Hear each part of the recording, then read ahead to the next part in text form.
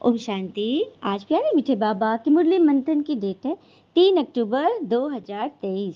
तो आज मीठे मीठे बाबा अपने बच्चों से कह रहे हैं, गृहस्थ व्यवहार में रहते सबसे संबंध निभाना है, नफरत नहीं करनी है, लेकिन कमल फूल के समान पवित्र जरूर बनना है। क्या कहते हैं बाबा कि गृहस्थ व्यवहार में रहो, क्योंकि हम बने ही इसी के लिए, गृहस्थ आश्रम। तो सबसे तोड़ निभाना है, सबसे संबंध निभाना है, नफरत नहीं करनी है। और कहते हैं ना, घर के बाहर दिमाग लेकर जाओ, क्योंकि दुनिया एक बाजार है, लेकिन घर के अंदर सिर्फ दिल लेकर जाओ, क्योंकि वहाँ एक परिवार है। कमल फूल के समान पवित्र जरूर बनना है। प्रश्न, तुम्हारी विजय का डंका कब बजेगा? वाह वाह कैसे निकलेगी? तुम्हारी विजय का डंका कब निकलेगा? वाह वाह कैसे होगी? उत्तर, अंत समय जब तुम बच्चों पर माया की ग्रहचारी बैठना बंद हो जाएगी, सदा लाइन क्लियर रहेगी, तब वाह वाह निकलेगी, विजय का डंका बजेगा। अभी तो बच्चों पर ग्रहचारी बैठ जाती है, विघ्न पड़ते रहते हैं, 3 पैर पृथ्वी के भी सेवा के लिए मुश्किल मिलते हैं, लेकिन वह भी समय आएगा जब तुम बच्चे सारे विश्व के मालिक होंगे। तो कब बजेगा डंका?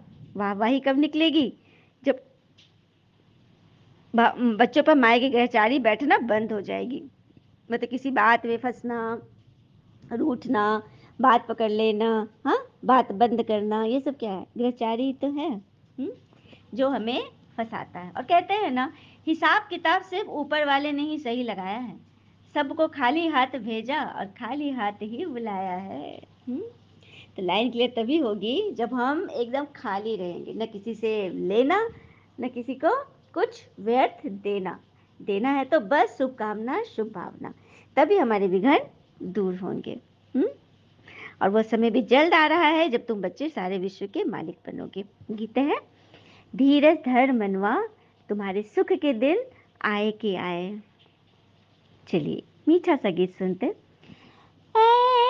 दिल मेरे तू धीरज धर, अब वक्त सुनहरा आएगा, गम की ये रात खत्म होगी, सुख भरा सवेरा आएगा।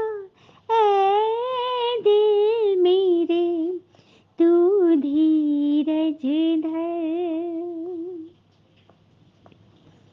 हिम्मत का कदम बढ़ाए जा, मुश्किल को साथ निभाए जा, घर तू है अकेला फिक्र न कर, प्रभु को मन मीत बनाए जा, अपना कह कर जो बुलाया है, तो दौड़ा दौड़ा आएंगे, प्रभु दौड़े दौड़े आएंगे, हाजिर वो हजार भुजाओं से, तेरी नैया पार लगाएंगे। ऐ दिल मेरे तू धीरज धर। ओम शांति। बाबा कह रहे हैं, बच्चे नंबरवार पुरुषार्थ अनुसार जानते हैं कि अभी नाटक पूरा हुआ है, दुख के दिन बाकी कुछ घड़ियां हैं, और सदा सुखी सुख होगा। मतलब बस कुछ घड़ी, कुछ सेकंड ही शेष है। जब सुख का पता पड़ता है तो समझा जाता है यह दुखधाम है। हाँ, तो कितना डिफरेंट है ना।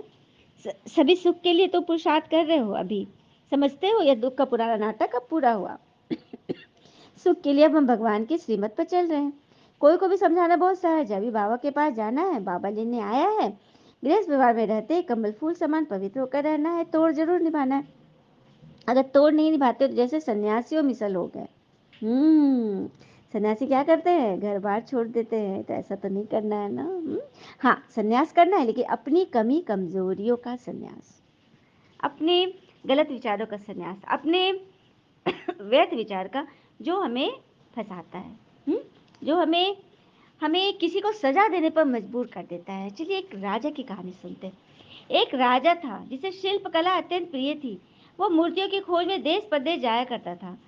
इस प्रकार राजा ने कई मूर्तियां अपने राजमहल में लाकर रखी हुई थी और स्वयं वो उसकी देख रेख करवाता था। सभी मूर्तियों में उन्हें 3 मूर्तियां जान से ज्यादा प्यारी थी। सभी को पता था राजा को इनसे अत्यंत लगाव है। एक दिन जब एक सेवक मूर्तियों की सफाई कर रहा था, तब गलती से उसके हाथ से उनमें से एक मूर्ति टूट गई। जब राजा की बात पता चली तो उसे बहुत क्रोध आया और उन्होंने उस सेवक को तुरंत मृत्युदंड दे दिया। सजा सुनने के बाद सेवक ने तुरंत अन्य 2 मूर्तियों को भी तोड़ दिया। यह देखकर सभी को आश्चर्य हुआ।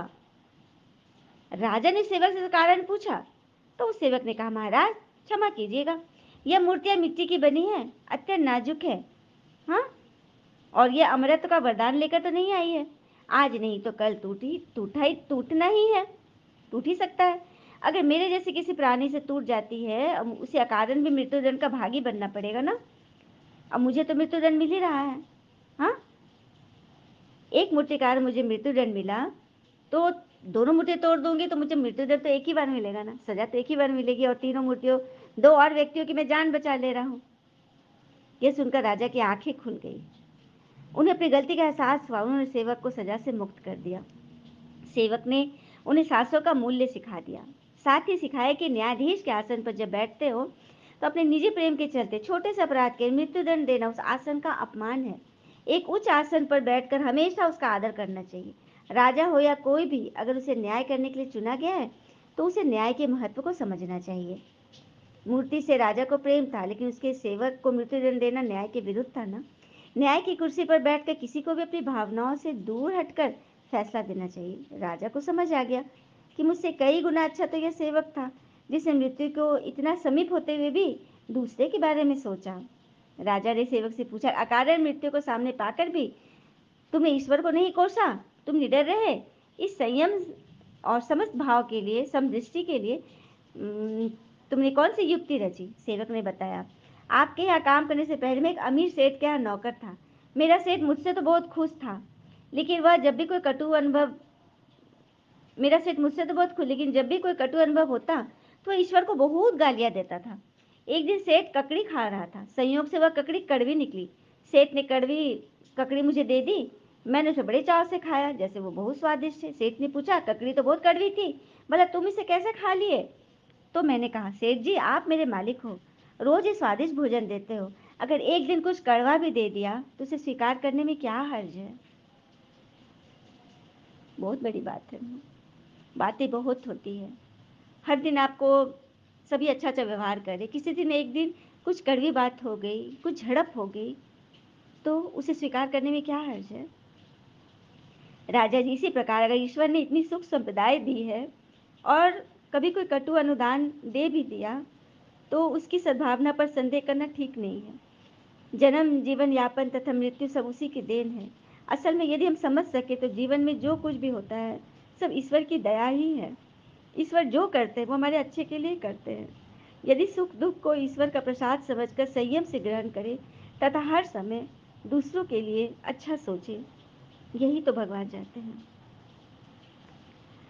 सुंदर बात ना?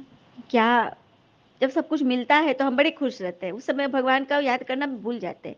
लेकिन कुछ गलत होता है तो तुरंत हम उसे स्वीकार कर लेते हैं और व्यर्थ में चले जाते हैं। ये सब समझने की बात है ना, और यही तो भगवान हमें समझाते हैं। बाबा कह रहे हैं, तुम आस्तिक हो और दुनिया में नास्तिक है। वह न तो ईश्वर को जानते हैं, न मानते, न उसे ईश्वर से योग रखते। मतभेद हो गया ना, क्योंकि ईश्वर का पता ही नहीं तो ईश्वर से योग क्या लगाएंगे?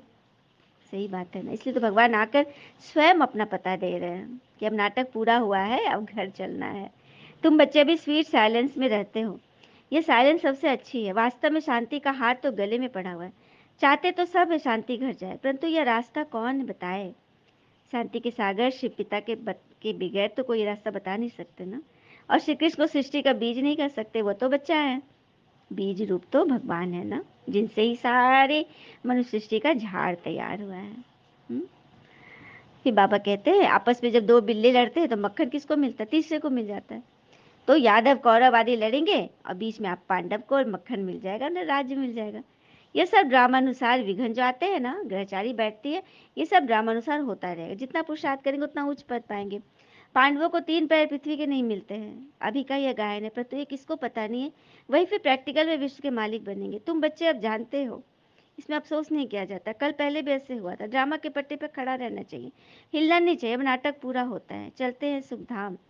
पढ़ाई से पढ़नी जो ऊंच पद पा लेवे। अच्छा, मीठे मीठे सिके लदे बच्चों प्रति भगवान की नमस्ते, हम बच्चों के भी प्यारे बाबा को नमस्ते। धारणा के लिए मुख्य सार, पहले पॉइंट, चलते फिरते अपने को एक्टर समझना है, ड्रामा के पट्टे पर अचल रहना है। बुद्धि में रहे कि अभी हम वापस घर जाते हैं, हम यात्रा पर हैं। दूसरी पर, सदगति के सर्व लक्षण स्वयं में धारण करने हैं, सर्वगुण संपन्न 16 कला संपूर्ण बनना है। वरदान, संगम युग पर श्रेष्ठ मत द्वारा श्रेष्ठ गति को प्राप्त करने वाले प्रत्यक्ष फल के अधिकारी बनते हैं। संगम युग पर श्रेष्ठ मत के आधार पर जो श्रेष्ठ कर्म करते हो उसका प्रत्यक्ष फल अर्थात सफलता अभी ही प्राप्त होती है। इसलिए कहते हैं ना, जैसी मत वैसी गत। वो लोग समझते हैं मरने के बाद गति मिलेगी, लेकिन आप बच्चों को इस अंतिम जन्म हर कर्म की सफलता का फल अभी ही वरदान के रूप में मिल रहा है। हर दिन भगवान से वरदान मिलता है ना। आप भविष्य के इंतजार में नहीं रहते, आप तो हर दिन हर सेकंड प्राप्त ही प्राप्त कर रहे हो। इसी को तो कहते हैं रचयिता के रचना से सच्चा प्यार, है ना।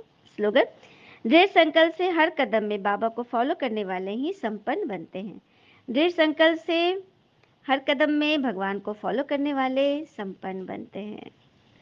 अच्छा, अव्यक्त इशारे, बाबा ने पहले भी सुनाया है ना कि सर समर्पित होने में यह देह भान आड़े आता है। यह मैंपन, फलाने ने मुझे कह दिया, फलाने ने मुझसे कैसे ऐसे कहा, मैं तो इतना करती हूँ, उसने मुझे मान क्यों नहीं दिया, उसने मेरा रिगार्ड क्यों नहीं रखा, यह देह भान आड़े आता है। जितना आगे बढ़ेंगे उतना ही मैंपन अति सूक्ष्म महीन रूप से आएगा, जो दिखाई भी नहीं पड़ेगा। इसको समझो। सच्चाई की विशेषता को कभी नहीं छोड़ना, क्योंकि सत्यता की शक्ति एक लिफ्ट का काम करती है जो आपको ईश्वर के करीब ले जाती है और उनसे अपार अथाह प्राप्ति कराती है। अच्छा, ओम शांति। आप सबका जीवन सदैव शुभ हो। ओम शांति। शुक्रिया बाबा, शुक्रिया बच्चे।